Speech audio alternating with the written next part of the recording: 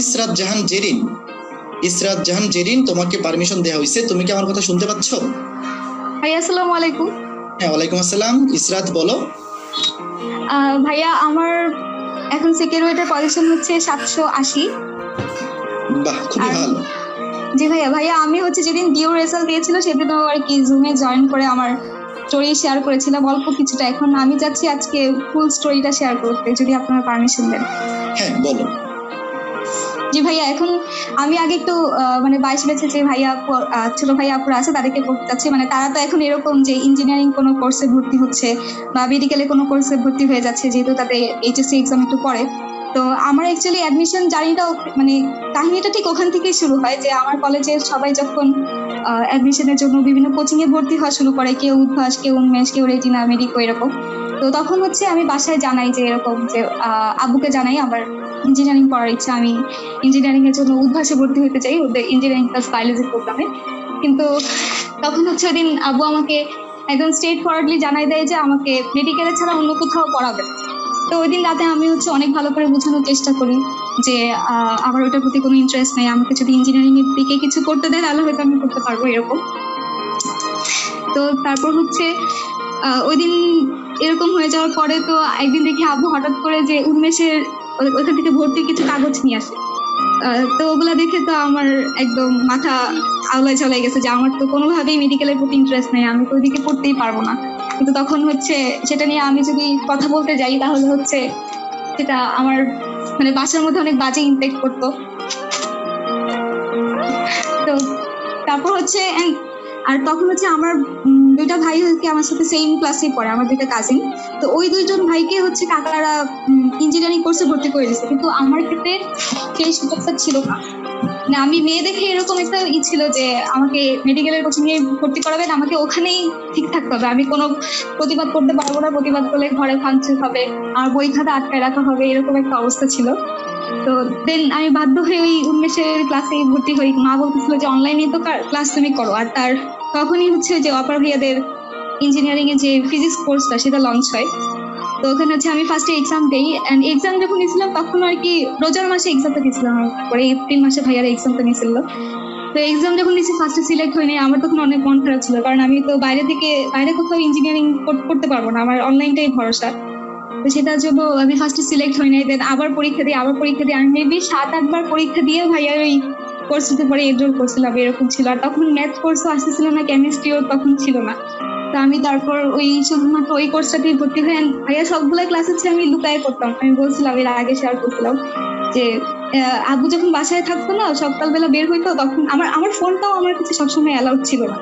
যে অল্প কিছু সময় যখন কলেজে, তখন লাইভ ক্লাস হইতো আমাদের, ওই অল্প কিছু সময় আমার কাছে ফোন থাকতো, আমি মাঝে মাঝে এরকম করতাম, কলেজে ক্লাস না করে আমি ভাইয়াদের ক্লাসগুলো দেখতাম, ইউটিউবে ফ্রি ক্লাস দেখতাম। তো ওইভাবে করে আমি হচ্ছে আমার প্রিপারেশনটা চালাই নিই। দেন হচ্ছে এইচএসসি যখন চলে আসে, ভাইয়া এরকম ছিল যে আমার বাসার সিচুয়েশনটা এরকম, আমাদের এইচএসসি পরীক্ষা, ভাইয়া প্রথম পরীক্ষা দিয়েছিল ফিজিক্স পরীক্ষা। তো ওই পরীক্ষাটা একদম নিউ একটা প্যাটার্নের পরীক্ষা, যে নিউ একটা প্যাটার্নের পরীক্ষা দিব। আগে তো এরকম এতটা সৃজনশীলের মধ্যে এতটা প্রশ্ন, মানে এতটা এরকম কিছু আগে কখনো মানে পরীক্ষা দেওয়া হয়নি, আর কলেজেও ঠিকভাবে মডেল টেস্ট কিছুই হয় নাই। তো এই জন্য ভাইয়া আমি হচ্ছে পরীক্ষার কিছুদিন আগে থেকে আর কি মেনলি ফিজিক্সটা পড়তাম, যে এটা পড়ি যে এই পরীক্ষাটা যেন ভালো হয়, কোনো যাতে না হয়। কিন্তু ভাই এমনও হয়েছে আমার বাসায় আমাকে মানে ভাবতো যে আমি যদি ফিজিক্স পড়ি তাহলে আমি ইঞ্জিনিয়ারিং দিকে চলে যাচ্ছি, আমি মেডিকেলের দিকে ফোকাস থাকছি না, এরকম করে আমাকে দেখা যেত যে তখনও বাসায় ঝামেলা বাঁধাইতো যে কেন তুমি শুধু ফিজিক্স বই নিয়ে বসে থাকো, ম্যাথ বই নিয়ে বসে থাকো, তোমার সামনে কেন বায়োলজি বই দেখি না, এরকম কাহিনী চলতো। তো তারপর আমি কোন রকম এইচএসসি পরীক্ষা এরকম অবস্থায় থেকে শেষ করি। তারপর এইচএসসি যখন শেষ হয় তখন হচ্ছে কোচিং গুলাতে অফলাইনে ক্লাস শুরু হয়ে যায়, যত কোচিং আছে উদ্ভাস উন্মেষ সবগুলাতে।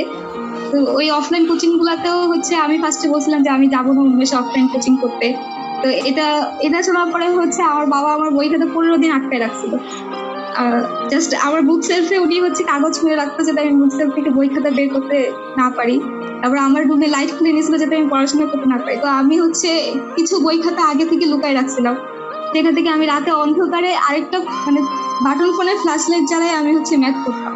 তো আমার দুর্ভাগ্য এত যে আমি একদিন ওই ম্যাথ করতে যে ধরা খাই রাতের বেলা চলে আসা, আমার তখন ম্যাথ খাতাটা হচ্ছে গিয়ে একদম মানে কুটি কুটি করে ছিঁড়ে ফেলে, এরকম একটা অবস্থা ছিল।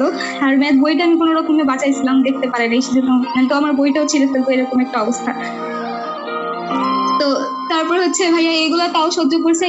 3বার আমার হচ্ছে বই খাতা এরকম আটকা ছিল, যে অনেক অনেক বলে কয়ে হচ্ছে বই খাতা বের করতাম, তার কিছুদিন পরে আবার কোনো একটা দিয়ে বই খাতা আমার আটকে ফেলতো এরকম। তো আমি মানে আব্বু যখন থাকতো ঘরে তখন আমি ম্যাথ বই বের করতে পারতাম না, সে ঘুমায় গেলে আমি ম্যাথ বই বের করে ম্যাথ করতাম। আর যখন বাসায় থাকতো না তখন হচ্ছে যখনই বের হইতো তখন আমি ফোন বের করে ক্লাস করা শুরু করতাম, এরকম একটা সিচুয়েশন ছিল। And তারপর হচ্ছে যখন মেডিকেলের রেজাল্ট দেয় ভাই, আমি মানে যেহেতু যে উন্মেষে আমাকে ক্লাস করতে হইতো, অলওয়েজ উন্মেষে ক্লাসগুলো দেখতাম।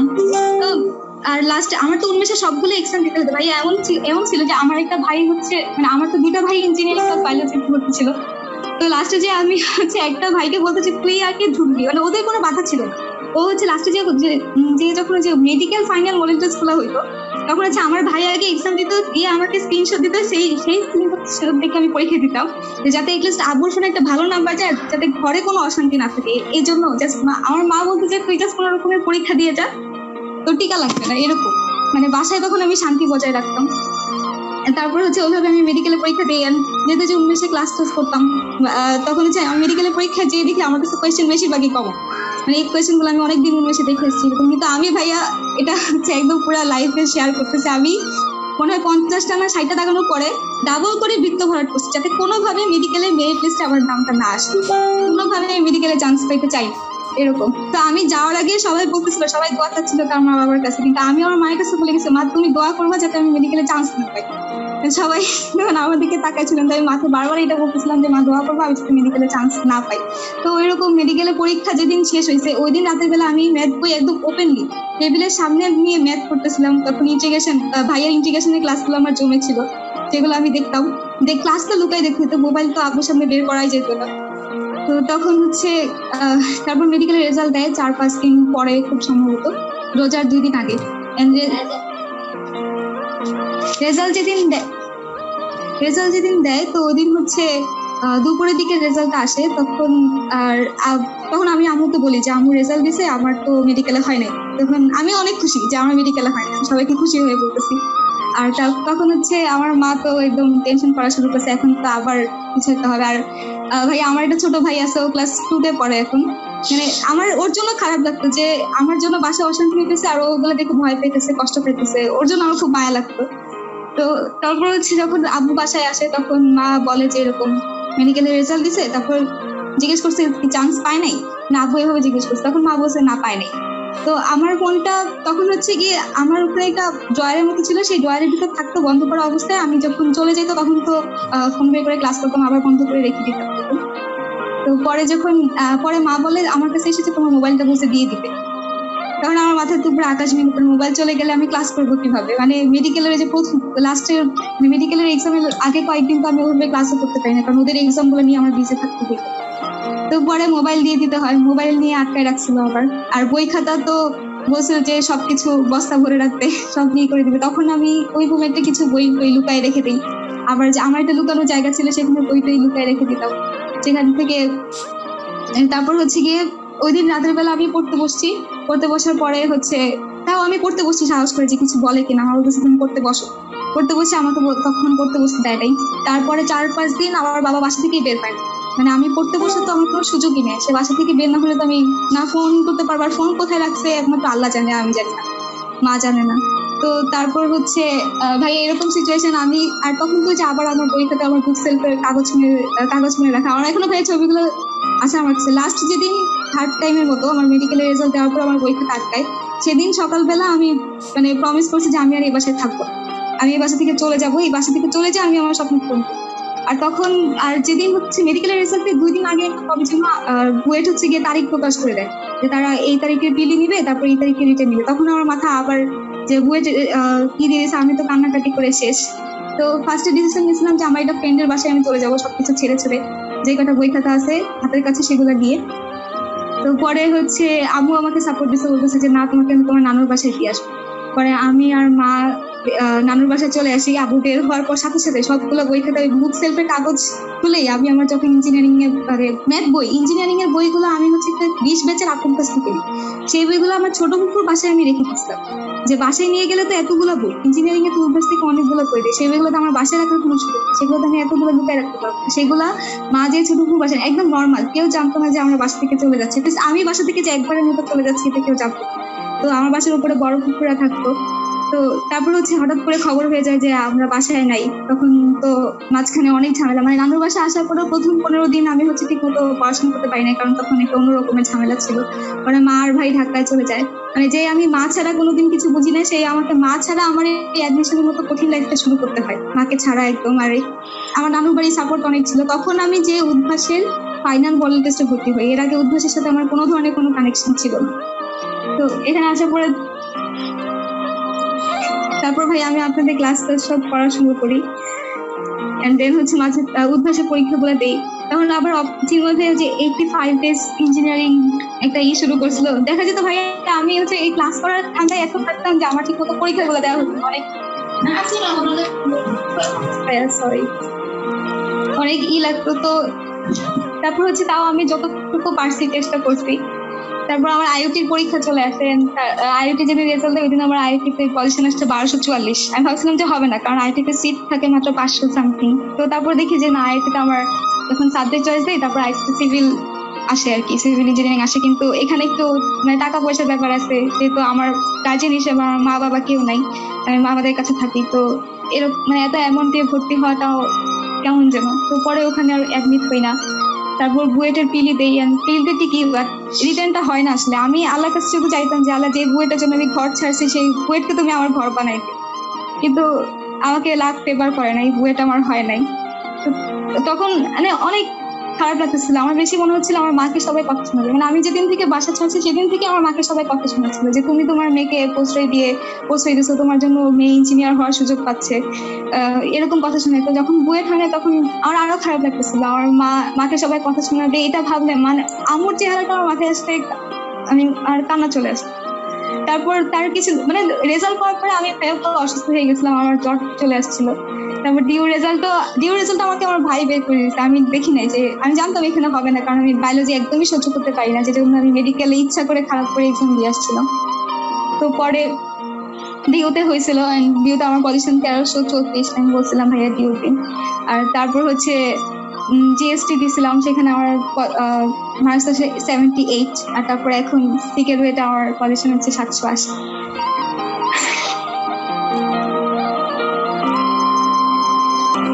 আসলে তোমার এই জার্নি শোনার পরে মানে আমি আসলে স্তম্ভিত, মানে কি বলবো আসলে ভেবে পাচ্ছি না।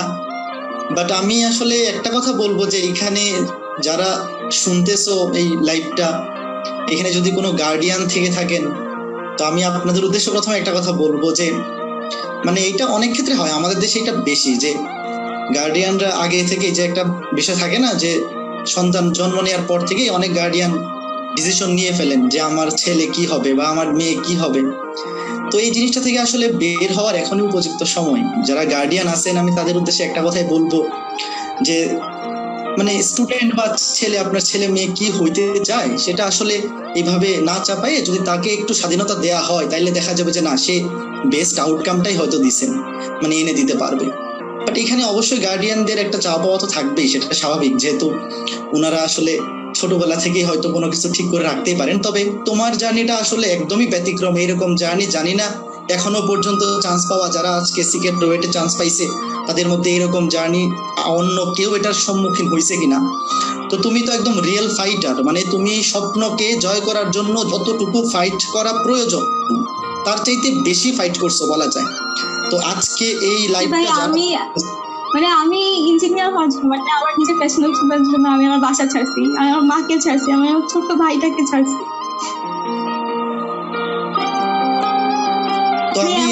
আমি কখনো পরীক্ষার আগে ফোন করে আমার মার কাছ থেকে দোয়া চাইতে পারি না, কারণ আমার কাছে কল দেওয়া আমার মানা, মানে আপু যখন বাসা থেকে বের হয় তখন আমার মা মিস কল দেয়, আমি তখন মাকে কল ব্যাক করি। মানে পরীক্ষার আগে এসে সিকিউরিটির এক্সাম দিতে গেছি, আমার হচ্ছে বৃহস্পতিবারে ঢাকা ভার্সিটিতে কাগজপত্র জমা দেওয়ার কথা ছিল। সরি ভাই, শুক্রবারে ঢাকা ভার্সিটিতে কাগজপত্র জমা দেওয়ার কথা ছিল। তো তারপরে আমি হচ্ছে খুলনায় যাই, তারপর ওখানে পরীক্ষা দেই। মা বলতেছিল যে এই দুদিন তো তোমার সাথে কোনো কথা বলতে পারবো না, তুমি ভালো করে যাও। আর আম্মু সারাক্ষণ বলছিল, আমার তো সারাক্ষণ টেনশন হবে। পরে আবার আমি কল করে মাকে বলছি, মা তুমি টেনশন করো না, আমি তো মামাদের সাথে যাচ্ছি, আর আমার হচ্ছে ভাই কাজিন, ও তো এক্সাম দিছে, তো আমি তো সব মানে ভালোভাবে যাবো, তুমি টেনশন করো না। পরে মা বলছিল টেনশন চলে আসে, আমি টেনশন করতে চাই না।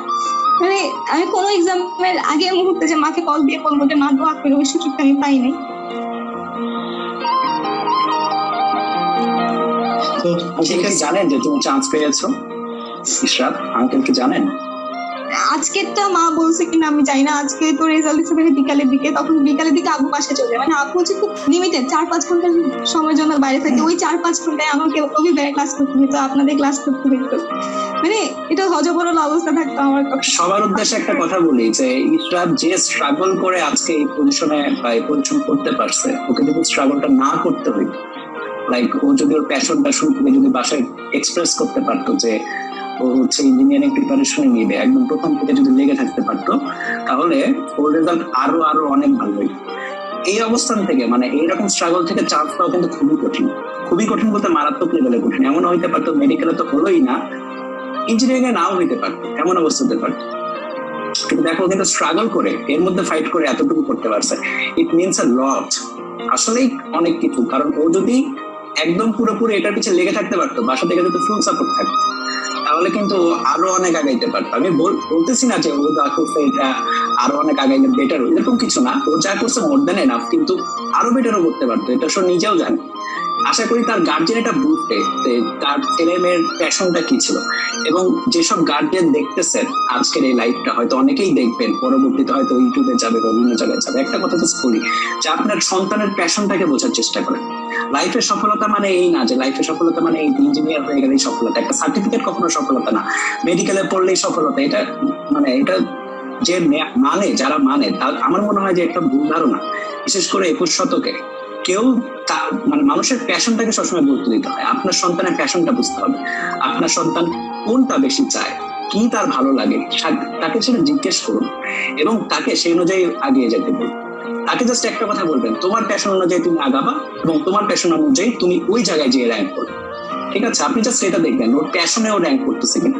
ওর প্যাশন পড়াশোনা নাও হইতে পারে, পড়াশোনায় তো সবাই ভালো করে এমন কিন্তু না, কিন্তু অনেক সেলিব্রিটি আছে দেখেন যাদের কথা আমরা রেগুলার শুনি, যারা এখন তারকা, মহাতারকা, কয়জন মেডিকেলে পড়েছেন, কয়জন ইঞ্জিনিয়ারিং এ পড়েছেন, কয়জন, হাতে গোনা কয়েকজন, বাদ বাকিরা কিন্তু সবাই নিজেদের প্যাশন অনুযায়ী আগিয়েছেন বলেই কিন্তু লাইফে শাইন করতে পেরেছেন।